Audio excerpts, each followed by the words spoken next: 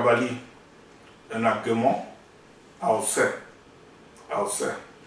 de no no nya ne ford agombe mo ya bua manye ne coller yikla Laurent une wa on leader association la wa clerc mon ne fondateur mo ya bua ka awona bua wa clerc on a que moi cavalier de Madibua nous le bien was de temps une mi emploi ya duo une mi emploi de no anadu mais de no ande a trojon o ma wa on a nyeto de wa nyine ta mais na bleto c'est il y a une bleto de 1800 de mon bon de bleto de ce gars non emula wa a trojon donc moi on a tout voyé on a bloqué on a mis bail ou a des troupes il y a demandé mais a rien de ou a demandé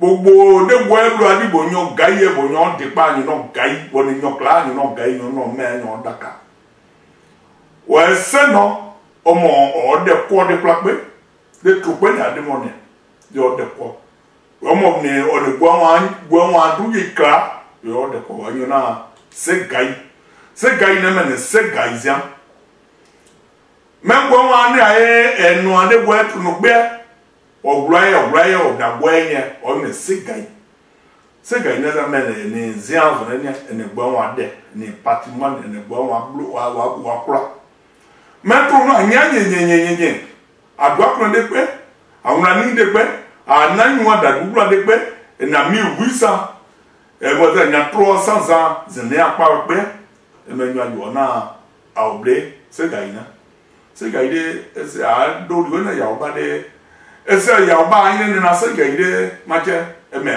match ya bubo match asia tout voir à voir da du mais boy mo na ya ba na do di ya na uti na do di de ce gars là et moi na bo de bomu boji zu bom ni blotile mama zrebo demande ya ba po bon boglu zrebo masai matia blotile ba boglu mama lo wale me bona afronte me ko bloje mba wa ma da ina zrebo kan de bona ai ba mo tele me zrebo na de me dania tembo dia otu na cercle de ma amama ma ku ma mwa ouais vous sont du département il y a des banglo mais bon na ya ro wa de ni banglo ma ya de banglo mais a jede ana nyugede ana dori nudere ana afwa de gwede ya ba ego na de gwede da ba ji aye we awo yo mo na cadre on a député on a maire on a conseil régional on a équipement on a cavalier au Poglu d'année a jede bon wọ́n sa jẹ́wọ́ wọ́n yóò sọ̀rọ̀ yìí wọ́n pẹ́ yàgò yóò gbọ́dọ̀ gbọ́mọ́ wọ́n dẹ́sẹ̀ wọn ẹ̀yà òjẹ́ yóò yí ẹmú mọ́tòmọ́ ọ̀bùnmọ́ àwọn bọ́ọ̀jẹ̀dẹ̀ àwọn yẹn Poglu dàgbé àánú ẹ̀ àpọ̀ ẹ̀ pòlítíkì dùn yìí dẹ̀ sẹ́jà yóò ẹ̀gbọ́n àwọn bẹ́ẹ̀ yàwó bá ní àmọ́ ìlú wa òun àyè tí mo ẹsẹ̀ jẹ́ àpọ̀ ẹ̀jẹ̀ amúlẹ̀ yóò fọ ẹgbà yìí dẹ̀ yóò dùn wọn ká wọ́n òun àbá frontier òun àkọ́dùbá dé yẹ wà pa òun àkọ́dùbá pa òun tiẹ̀ bàjẹ́wọ́ nyusra mọ̀ pa òun àwọn sàwùdínù ní àjẹlé àwọn 3000 mọ̀ ìdíẹ̀ àpò élection yìí díẹ̀ àpò díẹ̀ ànẹ́dẹ̀ mọ̀ jẹ́májà olùbẹ̀ẹ́ kan mọ̀ ní àwọn àjọ nànà français ń gbà pé májà olùbẹ̀ẹ́ mọ̀tòmọ̀ àbọ̀ mọ̀ àjẹlé mẹ́ àwọn Poglu dàbí ẹ̀ àdóòdó ìyàwó àwẹ̀ òun ní àdá yìí tó aye bouga ibonye donc on a cadre on a banglo on a cavalier on a gaiement on a cavalier mon pour bosser et moi quand il y a mis à bien variser mon possède et moi il y a doit au président du conseil mon possède à moi il y a Simon mon possède à moi il y a Lutte Innocent mon possède et moi il y a général Boblaye mon possède il y a ministre Bombay mabo mon possède au cas de mon camp on a cuba on bloc banglo mon quoi autour c'est car on y a poso d'abé a poso d'abé ouais a tout non ayudra mais avoir baïdé a le dernier mon point possède réunion de Ambroise de nao Manjuga, on est allé de Olwana, mon pauvre en point, mon poids au tout ce bas. Car au point de Bodri, au moins quand on a un bon leader, et dans 15 pays, dans un bon à toi, à Dédé, à Yepa, on est à Yaosobeje, à Eni. Bon leader, et n'a pas tout pays, dans 15 pays, à Néabodé, car tu as beaucoup. Des manoirs de moi, Baoudia bois, Aoudia bois, à moi, à des abodés, mon poids bossé. Mais au point de Bodri, mais ma grande, et tu as beaucoup de blanc. Mon peuple, ouais. Gemot et Cavali, je vous salue. Je suis président fondateur Wagnon leader mondial et représenté dans 15 pays. Aujourd'hui, j'ai mal, je pleure pour mon peuple, surtout toute la Côte d'Ivoire. Je pleure, où se trouve le Ouai, où se trouve le Da. Nous sommes un peuple, le Da et le Ouai, c'est des frères. Ce qui arrive aujourd'hui en Côte d'Ivoire, c'est grave. Si nous nous mettons dans les histoires inutiles pour créer la déchirure sociale entre le Da et le Ouai, nos frères de la sous-région vont rentrer pour nous envahir, pour nous détruire. Mes frères Da, le nom Segaï signifie quoi?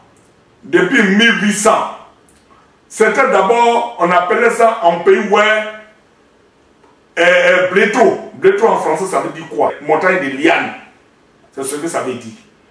Et sur cette montagne où habitait un dignitaire Ouai, où on adorait, où se trouvait le sacré, les glaïs, les puits, les djis, où on adorait, ce monsieur s'appelle C.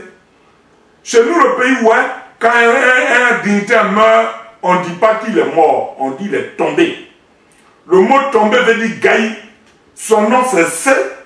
C Gaï, c'est ce qui ça signifie le nom de cette montagne.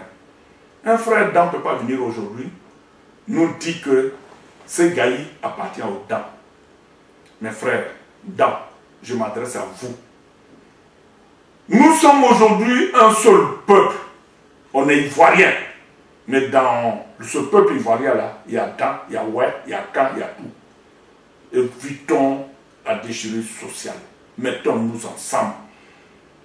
Ne venez pas aujourd'hui dire que cette montagne n'appartient pas au peuple Ouai. Et le nom Segaï, ça veut dire quoi? On connaît tous l'histoire. Je viens vers vous, le peuple Ouai et le peuple Dan. Mettons la balle à terre. Appelons nos dignitaires, les chefs traditionnels, les chefs du village, les présidents des jeunes. Mettons-nous autour d'une table pour que ce gars-là, on donne ça à qui des droits. C'est pour le peuple Ouai. Regardez, je vous présente le département de Bangolo qu'on appelle le canton Zelabaon.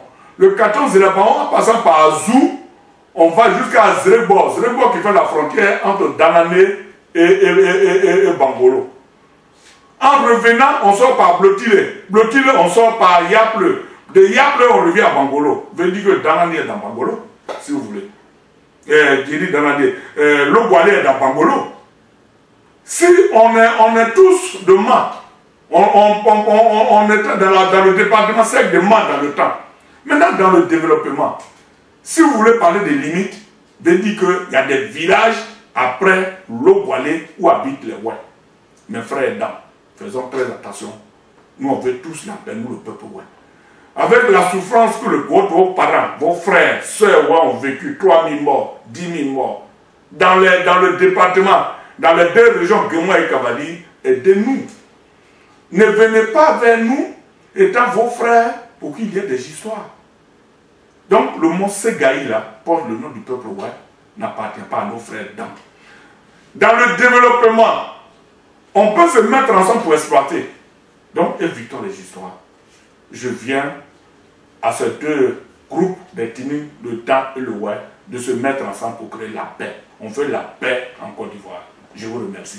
Asabo Djaou, Asabo Djaou, Asabo Djaou, Asabo Djaou.